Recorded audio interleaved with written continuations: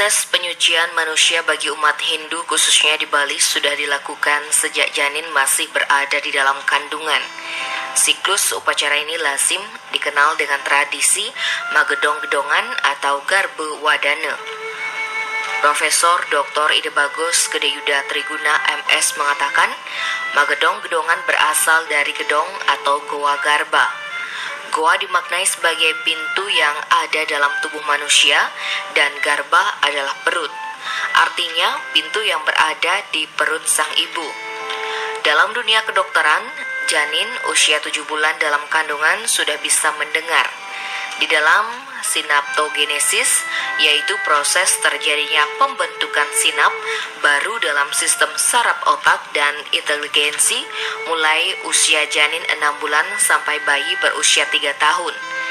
Meskipun terjadi sepanjang umur orang yang sehat, ledakan pembentukan sinaps terjadi selama pembentukan otak awal yang dikenal sebagai exuberant synaptogenesis.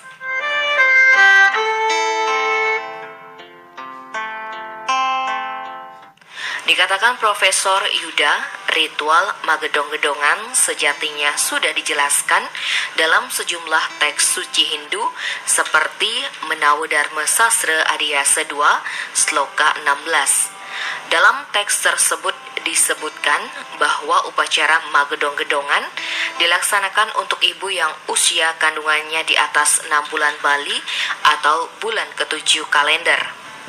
Pada usia inilah janin sudah diyakini tumbuh dengan sempurna. Ketika istri sedang mengandung, dalam tradisi Hindu seharusnya dibacakan isi pustaka suci seperti Adiparwa, Niti Sastra, Bhagavad Gita, Kakawin Ramayana. Terpenting untuk diketahui, saat dibacakan sloka itu sang istri yang sedang mengandung tidak boleh tidur. Pihaknya pun mengutip sepenggal kisah Adiparwa dalam epos Mahabharata. Di sana dikisahkan ketika istri Arjuna bernama Dyah Subadra hamil, mengandung anaknya yang bernama Abhimanyu. Saat itu Prabu Kresna bercerita mengenai cara menghadapi perang bernama Cakrawayu, dan ketika itu sang Dyah Subadra dilarang tidur. Namun titah betara ketika sang Kresna baru bercerita setengah, Dyah Subadra sudah tertidur. Itu sebabnya diyakini ketika perang Bratayuda berlangsung, sang Abhimanyu berperang dengan gagahnya. Namun ia terperangkap oleh strategi begawan Bhisma sehingga tidak bisa keluar dan terkurung dalam medan pertempuran hingga Abhimanyu menemui ajal.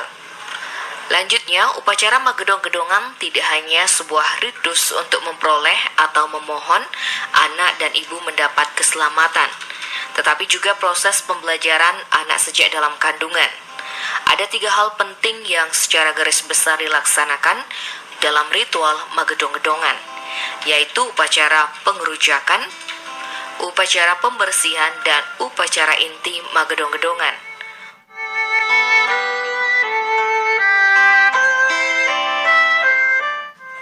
Pertama, upacara pangrujakan, sarananya dibuat dari buah delima, gula batu, bungkak kelapa gading, madu asepan, cendana, temu-temuan, dan buah-buahan lainnya.